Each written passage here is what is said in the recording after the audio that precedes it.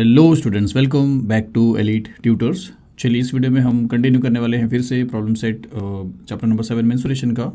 और इसमें भी हम देखेंगे सिर्फ और सिर्फ एक क्वेश्चन जो थोड़ा सा स्टार दिया है, मतलब थोड़ा सा आपको एक्स्ट्रा समझना है, इसके लिए सिर्फ और सिर्फ एक क्वेश्चन देखेंगे। तो क्या लिखा क्वेश्चन देखिए कि some plastic balls of radius 1 centimeter were melted and cast into a tube.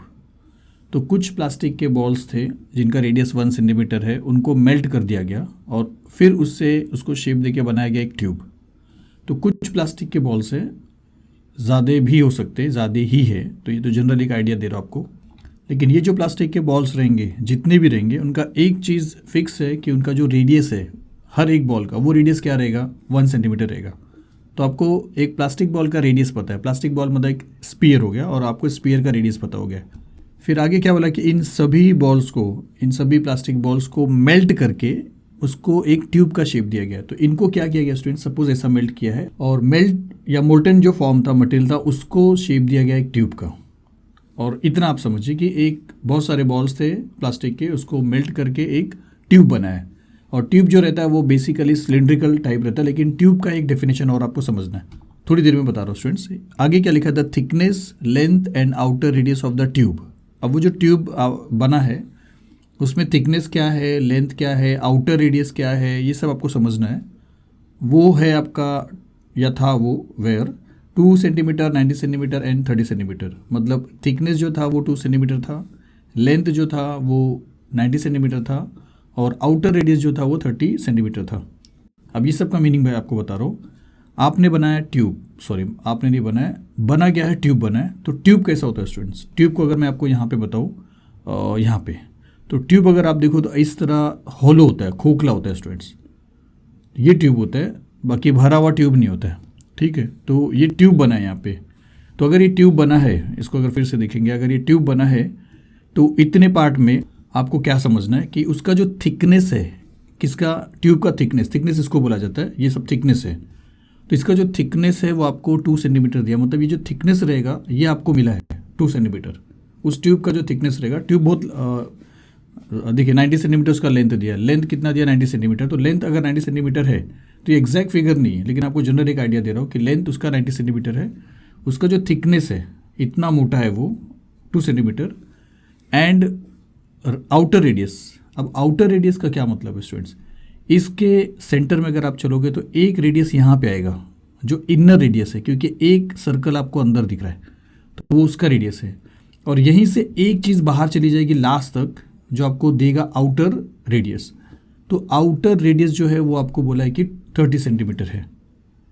तो अब क्या बोला कि how many balls were melted to make the tube. ऐसे कितने सारे बॉल्स को मेल्ट किया गया सो दैट एक ट्यूब बन गया। ये जो भी मेजर्स दिख रहे हैं ऐसे मेजर्स का। तो आपको यहाँ पे लेंथ मिल रहा है स्टूडेंट्स, जो अगर ट्यूब जो है एक हिसाब से सिलेंडर है तो लेंथ का मतलब हाइट, आपको सिलेंडर का हाइट मिल चुका है, आपको फॉर्मूला याद रहना चाहिए। तो सिलेंडर का हाइट मिला है, यहाँ से यहाँ तक आउटर रेडियस है 30 और यहाँ से यहाँ तक इनर रेडियस है, कितना होगा स्टूडेंट्स, अगर इतना जो है वो 2 सेंटीमीटर है। तो अब फिर से समझिए कि यहाँ से यहाँ तक 30 है, यहाँ से यहाँ तक 30 है और यहाँ से यहाँ तक कितना है, अगर ये जो चीज़ है, देखिए यहाँ से यहाँ तक 2 सेंटीमीटर है और यहाँ से यहाँ तक पूरा 30 है, जिसका होता है यहाँ से यहाँ तक, या जिसको आप बोलोगे यहाँ से यहाँ तक कितना होगा स्टूडेंट्स, 28 होगा ना, 28 ही होगा ना इस यहाँ से यहाँ तक, क्योंकि पूरा इस तरफ से लेके इस तरफ 30 है और यहाँ से लेके यहाँ तक इतना 2 है। तो इतने को आप माइनस कर दीजिए तो ये वाला जो बचेगा वो कितना बचेगा, 30 माइनस 2 28। मतलब आपको इनर रेडियस जो है, अंदर वाला रेडियस, वो आपको 28 मिल गया। तो आउटर रेडियस 30 है, इनर रेडियस 28 है और थिकनेस जो है वो 2 है और लेंथ मतलब हाइट जो है वो 90 है। किसका, एक ट्यूब का, जो प्लास्टिक बॉल्स को मेल्ट करके बनाया गया है। लेकिन आपका जो क्वेश्चन है वो ये है कि how many balls were melted, ऐसे कितने बॉल्स को आप मेल्ट करोगे तब जाके इस तरीके का शेप बनेगा। तो देखिए प्लास्टिक बॉल्स को क्या किया है, मेल्ट करके ट्यूब बनाया। इसका मतलब प्लास्टिक बॉल्स जितने भी रहेंगे उनका जो भी मटेरियल होगा उतने ही मटेरियल से क्या बना है, ट्यूब बना है। मतलब सारे के सारे प्लास्टिक बॉल्स का वॉल्यूम और इसका वॉल्यूम सेम रहेगा, दोनों का वॉल्यूम सेम रहेगा। ये आप याद रखिए, कभी भी इसके पहले वाले क्वेश्चन में मैंने आपको बोला था कि ऐसा कास्ट करके किसी चीज़ को बनाया जाता है तो दोनों का वॉल्यूम सेम रहेगा, एक स्पीयर का नहीं, एक प्लास्टिक बॉल का नहीं, जितने प्लास्टिक बॉल थे उनका वॉल्यूम और ये जो ट्यूब बना है इसका वॉल्यूम सेम रहेगा, क्योंकि इसी से इनके ग्रुप से ही क्या किया ये चीज़ को बनाया गया है।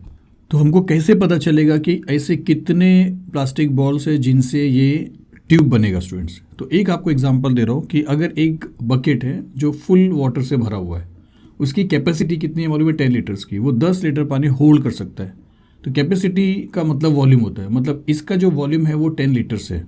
और मैं आपसे एक क्वेश्चन पूछूं कि अगर आपके पास एक जग है जिसकी कैपेसिटी 1 लीटर की है, मतलब उसका जो वॉल्यूम है वो 1 लीटर है और इसका 10 लीटर्स था, तो अगर मैं ये पूछूं कि ऐसे कितने मग या इतने कितने जग लगेंगे वाटर से भरा हुआ इसको भरने के लिए, मतलब आप कितने जग इसमें पोर करोगे तो ये भर जाएगा, तो आप तुरंत बताओगे कि अगर 10 लीटर की बाल्टी है मतलब बकेट है और 1 लीटर वाला जग है, तो ऐसे 10 जग लगेंगे सो दैट ये पूरा कंप्लीटली फिल हो जाएगा। तो यहाँ पे आपको फोकस करना है ये 10 पे और ये 1 पे। ये 10 जो है ये वॉल्यूम है बकेट का और ये जो 1 है ये वॉल्यूम है जग का। तो इसका मतलब है कि अगर आप ऐसा लिखते हो कि वॉल्यूम ऑफ बकेट या बकेट का वॉल्यूम जो है, सपोज यहाँ पे लिख रहा हूँ 10 और नीचे जग का वॉल्यूम जो 1 है, उसको अगर आप कैंसिल करोगे तो 1 1 सा और 1 10 सा, तो आपको 10 मिलता है। वही तो 10 जग लगा था स्टूडेंट्स। यहाँ पे सिंपली ये चीज़ है कि इसका जो भी वॉल्यूम है और इसका जो भी वॉल्यूम है, अगर बड़े वाले के वॉल्यूम को छोटे वाले मतलब इससे अगर आप डिवाइड करोगे तो जो भी आपको मिलेगा ना उतना नंबर ऑफ जग्स लगेंगे। उसी तरह यहाँ पे अगर आपको ये पता लगाना है कि ऐसे कितने स्पीयर्स या कितने प्लास्टिक बॉल से ये ट्यूब बनेगा, तो आपको पहले इस ट्यूब का वॉल्यूम निकालना पड़ेगा जो बकेट के जैसा रहेगा। फिर आपको स्पीयर का वॉल्यूम निकालना पड़ेगा प्लास्टिक बॉल्स का जो जग के जैसा रहेगा। फिर इसके वॉल्यूम को आपको ऊपर लिखना रहेगा और इसके वॉल्यूम को आपको नीचे लिखना रहेगा, और कैंसिल करने के बाद जितना भी आंसर आएगा उतने प्लास्टिक बॉल्स लगेंगे इस टाइप के ट्यूब को बनाने का। तो अब आप समझिए कि आपको बस 2 चीज़ करना है। आपको ये जो पार्ट दिख रहा है, ये जो ट्यूब दिख रहा है, हॉलो ट्यूब, खाली ट्यूब, इसका वॉल्यूम कैसे मिलेगा? और इसका वॉल्यूम तो आप जानते हो स्पीयर के वॉल्यूम का फॉर्मूला 4/3 पायर क्यूब। इसका वॉल्यूम लेकिन आप कैसे फाइंड आउट करोगे और इसके वॉल्यूम से इसके वॉल्यूम को डिवाइड कैसे करोगे, ये आपको सीखना है स्टूडेंट्स। चलिए मैं आपको बता रहा हूँ। तो चलिए अब थोड़ा सा और एक बात बता रहा हूँ कि अगर ये सिलेंडर है, अगर इन केस ये सिलेंडर है और ये पूरी तरह भरा हुआ है, सॉलिड सिलेंडर है, तो इसका अगर आपको वॉल्यूम चाहिए तो उसका फॉर्मूला है πr²h, जिसमें से h उसकी हाइट रहेगी जो यहाँ पे अगर देखोगे तो 90 है, और r यहाँ से लेके यहाँ तक का रेडियस। इसी चीज़ को अगर भरा समझेंगे, अगर आप फील्ड समझेंगे, तो यहाँ से यहाँ तक का जो रेडियस है जो यहाँ से यहाँ तक रहेगा जो 30 रहेगा, जिसको अगर आप r1 ले लेते हो तो यहाँ पे r1 का स्क्वायर लिख सकते हैं, क्योंकि 2 रेडियस है तो 2 अलग अलग ले लो। तो आपको इस फॉर्मूले से जहाँ पे पाई के प्लेस पे आप पाई का वैल्यू लिखोगे, r1 के प्लेस पे आप 30 लिखोगे और हाइट के प्लेस पे आप 90 लिखोगे और सॉल्व करोगे, तो जो वॉल्यूम मिलेगा ये पूरे सिलेंडर का मिलेगा, जो ट्यूब नहीं है फिलहाल। क्योंकि ट्यूब होने के लिए इसको क्या होना पड़ेगा, अंदर से खाली रहना पड़ेगा, जो आपके केस में दिया है।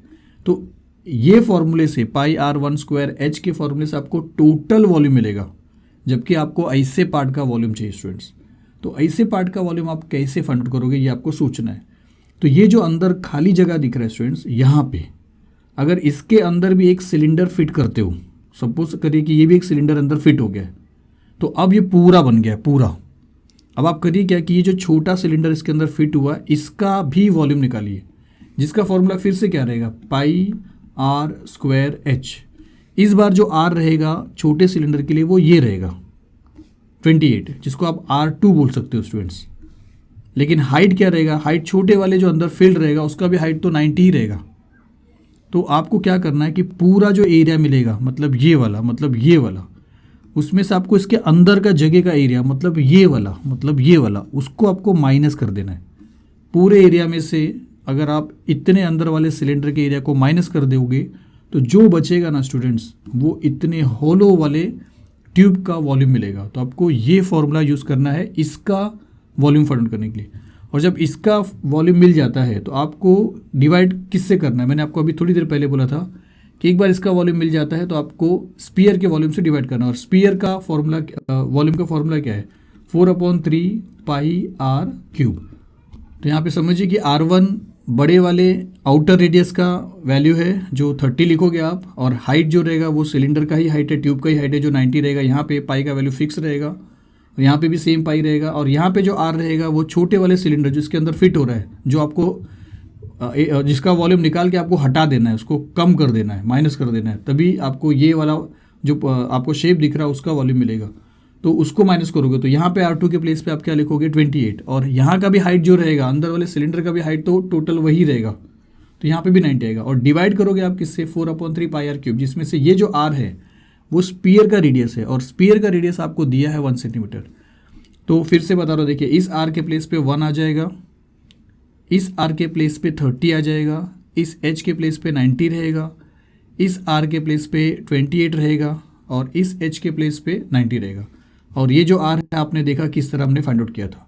तो बस इतना ही करना है स्टूडेंट्स। अब आप समझिए कि इसका जो वॉल्यूम है, ये जो हमारा ट्यूब है जिसके बारे में बात हो रही है, उसका वॉल्यूम का फॉर्मूला ये है। अब आप चाहो तो इसको सिंप्लीफाई कर सकते हो स्टूडेंट्स। दोनों जगह पे पाई दिख रहा है आपको और दोनों जगह पे H दिख रहा है, तो इसको सिंप्लीफाई आप ऐसा कर सकते हो, पाई को आप कॉमन ले लीजिए और H को भी कॉमन ले लीजिए। अब हम सिंप्लीफाई करने की कोशिश कर रहे हैं, आपको ये समझ में आए कि ये जो पूरा लिखा हुआ ये इतने का वॉल्यूम है। अब इसको सिंपल बना रहे सो दैट आप इजीली सॉल्व करो। तो पाई और H दोनों में है, तो पाई और H अगर आप कॉमन निकालोगे तो इसमें R1 का स्क्वायर बचेगा, और फिर ये माइनस, और इसके अंदर R2 का स्क्वायर बचेगा, और डिनोमिनेटर में 4/3 पाई आर क्यूब। इसके बाद इसके आगे क्या होने वाला है ये मैं आपको बताऊंगा, लेकिन ये चीज़ आप क्लियरली समझ लीजिए कि ये जो है, जैसे बकेट का वॉल्यूम ये है और जग का वॉल्यूम ये है, उसी तरह ये जो वॉल्यूम है वो इस हॉलो ट्यूब का है, और ये जो वॉल्यूम है वो एक स्पीयर का है। एक स्पीयर से आपको ये पता चलेगा कि टोटल इसके अंदर कितने स्पीयर बैठेंगे। तो चलिए अब इसी को सॉल्व करना है। उससे पहले हम ये सारी चीज़ों को बताएंगे कि हमने R1 किसको लिया है, R2 किसको लिया है, H किसको लिया है, ये सारी चीज़ें आपको डिफाइन करके बताना पड़ेगा। तो चलिए हम पहले इसके लिए बताएंगे हॉलो ट्यूब के लिए। तो हम यहाँ पे ऐसा लिखेंगे फॉर ट्यूब जो हॉलो सिलेंडर रहेगा, उसके लिए हम क्या कर रहे हैं कि आउटर रेडियस को R1 ले रहे हैं जो आपके पास 30 सेंटीमीटर है। थिकनेस जो है वो आप बता रहे हो कि वो 2 सेंटीमीटर है, और इसके बेस पे आप इनर रेडियस को बता सकते हो। तो आप लिखोगे इनर रेडियस R2 लेंगे, और वो कैसे मिलेगा, R1 में से 30 में से 2 को निकाल दीजिए, आपको ये मिलेगा। तो R1 माइनस थिकनेस 30 माइनस 2 28। तो R2 जो है वो आपको मिलता है 28, और R1 जो है वो है 30। तो ये आपने इसका बता दिया। अब हम क्या करते हैं, प्लास्टिक बॉल जो है स्पीयर, उसके लिए बता देते हैं। हाँ, एक चीज़ और, लेंथ जो रहेगा वो हाइट रहेगा, जिसको आप H लोगे, क्योंकि सिलेंडर ये पोजीशन में अगर समझोगे तो लेंथ है, इसको अगर ऐसा वर्टिकल पोजीशन में समझोगे तो उसका हाइट रहेगा, तो 90 सेंटीमीटर है। अब हम क्या करेंगे, स्पीयर का, प्लास्टिक बॉल का बताएंगे। तो फॉर प्लास्टिक बॉल जो एक स्पीयर है, इसमें एक ही चीज़ आप बता सकते हो, रेडियस। तो आप लिखोगे कि radius R is equal 1 centimetre. तो इतना आपको लिखना भी है। चलिए थोड़ा सा अरेंज करता हूँ, फिर मैं आपको बताता हूँ कि सोल्यूशन में आपको करना क्या है। डायग्राम को हमने समझो यहाँ पे अरेंज कर लिया। ये आपका हॉलो में देखिए इतना चीज़ जाएगा, मैं आपको सिर्फ दिखा रहा हूँ। और फिर आपको ये जो पहले हमने लिखा था ये चीज़ आपको लिखना ही है सोल्यूशन से। ये सारी चीज़ लिखने के बाद जो पार्ट है वो मैं आपको यहाँ पे सॉल्व करके बता रहा हूँ। तो चलिए इसको हटा के अब वो लिखना है आपको, और यहाँ से मैं शुरू कर रहा हूँ। तो चलिए अब हमको फाइंड आउट करना है कि how many balls were melted to make the tube. तो हम ऐसा लिखेंगे, number of balls that were melted to make the tube is equal to, ऊपर आप वॉल्यूम लिखोगे ट्यूब का, तो आप लिखोगे कि volume of the plastic in the tube, tube के अंदर जितने भी प्लास्टिक है उसके वॉल्यूम डिवाइडेड बाय स्पीयर का, एक स्पीयर का वॉल्यूम। तो हम लिखेंगे volume of each plastic ball. तो आपने देखा था पीछे हमने इसको कैसे सॉल्व किया था, मैंने आपको बताया था कि बड़ा वाला जो, मतलब पहले तो पूरा आप ले लोगे, तो जिसका फॉर्मूला रहेगा पाई R1 स्क्वायर H। फिर आप इतने जो मिडल वाला जो सिलेंडर है जिसको आपको कम करना है, माइनस करना है, उसके वॉल्यूम का फॉर्मूला रहेगा पाई R2 स्क्वायर H, क्योंकि आपने इसको R2 अज्यूम किया, इसको R1 अज्यूम किया है। तो चलिए यहाँ पे मैं इक्वल के साइन को यहाँ पे लिख रहा हूँ, और volume of the plastic in the tube, इसके लिए आप ये लिखोगे पाई R1 square H minus pi R2 square H upon 4/3 पाई R क्यूब, जो इसका वॉल्यूम है। उसके बाद मैंने आपको बोला था कि पाई आप कॉमन ले लीजिए, ये आप समझे रहोगे स्टूडेंट्स, मैंने अभी थोड़ी देर पहले आपको बताया। तो आप क्या लोगे, पाई और H आप कॉमन ले लो, तो यहाँ पे R1 का स्क्वायर माइनस ये वाला और यहाँ पे R2 का स्क्वायर ये बचेगा और अपॉन 4/3 पाई आर क्यूब। चलिए अब इसके बाद ये दोनों जो पाई है ये आप कैंसिल कर सकते हो, थोड़ा राइटिंग पे आप वो करिए स्टूडेंट्स। तो ये दोनों पाई को कैंसिल करने के बाद h का वैल्यू आपके पास है 90 था, हाइट उसका 90 था। R1 का वैल्यू आपके पास 30 है और R2 का वैल्यू आपके पास 28 है और ये R का वैल्यू आपके पास 1 है। तो ये वैल्यू सब्स्टिट्यूट करते हैं, तो इक्वल के साइन को यहाँ पे लिखा, फिर h के प्लेस पे हम इसका जो लेंथ था हाइट वो लिख देंगे 90, फिर इनटू R1 का स्क्वायर ये है तो 30 का स्क्वायर, फिर माइनस R2 का स्क्वायर ये है तो 28 का स्क्वायर, फिर अपॉन हम लिख देंगे 4/3 और R क्यूब है तो 4/3 एज इट इज़ रहेगा और R क्यूब में रेडियस जो है प्लास्टिक बॉल का तो वो 1 है तो 1 का क्यूब लिख देंगे। फिर इसको सॉल्व करते हैं, 90 एज इट इज़ है इंटू, चलिए इंटू मत लिखिए, 30 का स्क्वायर आपको मिलेगा 3 3 9 और 0 इंटू 0 2 बार 0, फिर माइनस 28 का स्क्वायर मैं लिख रहा हूँ, आप फाइंड आउट कर सकते हो, वो मिलेगा 784, फिर अपॉन 1 को 3 टाइम मल्टीप्लाई करो तो 1 आएगा, 1 को 4/3 से मल्टीप्लाई करो तो 4/3 आएगा, जिसको अगर आप सिंप्लीफाई करोगे, चलिए सिंप्लीफाई आगे मैं बता रहा हूँ। तो इक्वल के साइन को यहाँ पे लिखा, 90 लिखा, फिर मल्टीप्लाई बाय 900 में से 784 को अगर माइनस करोगे तो आपको मिलेगा 116, फिर अपॉन ये जो 4/3 है स्टूडेंट्स इसके साथ डिवाइड हुआ है, डिवाइड बाय 4/3 है, इसका मीनिंग ये है डिवाइड बाय 4/3। इसका मतलब इस डिवीजन को अगर आप मल्टीप्लिकेशन में कन्वर्ट करोगे तो ये जो 4/3 है रेसिप्रोकल बन के 3/4 आएगा। इसका मतलब है कि जो चीज़ डिवाइड करके 4/3 लिखा है आप उसको मल्टीप्लाई करके 3/4 लिख सकते हो। तो हम ऐसा करेंगे, multiply by divide by 4/3 multiply by 3/4 कर देंगे और फिर इसको सॉल्व करेंगे। ये 4 है और ये 116 है, इसका लास्ट का जो 2 डिजिट है वो 4 के टेबल में जा रहा है तो ये पूरा चला जाएगा, तो 4 के टेबल में कैंसिल कर देते हैं, तो 4 2 ज़ा 8 क्योंकि 4 3 ज़ा 12 हो रहा है, फिर 8 9 10 11 3 बच रहा है और ये 36 है तो 4 9 ज़ा 36। अब फाइनली आपको क्या करना है, चलिए इसको अगर मल्टीप्लाई करूँ तो 9 3 ज़ा 27, तो 270 को और ये 29 को आपको मल्टीप्लाई करना है, तो आपको मिलता है 7830 स्टूडेंट्स। कैलकुलेशन करके मैं बता रहा हूँ आपको 7830। तो इसका ये मतलब हुआ कि टोटल 7830 ऐसे छोटे छोटे 1 सेंटीमीटर वाले प्लास्टिक बॉल्स से आप जो आपको बोला था इस तरीके का ट्यूब आप बना सकते हो स्टूडेंट्स। तो फाइनली हम क्या करेंगे, ऐसा आंसर लिख देंगे कि 7830 plastic balls were melted to make the tube. तो चलिए थोड़ा सा डिफ़िकल्ट था ये, अगर आप समझे हो तो आप ग्रेट हो स्टूडेंट्स। तो चलिए मिलते हैं अगली वीडियो में, थैंक यू वेरी मच।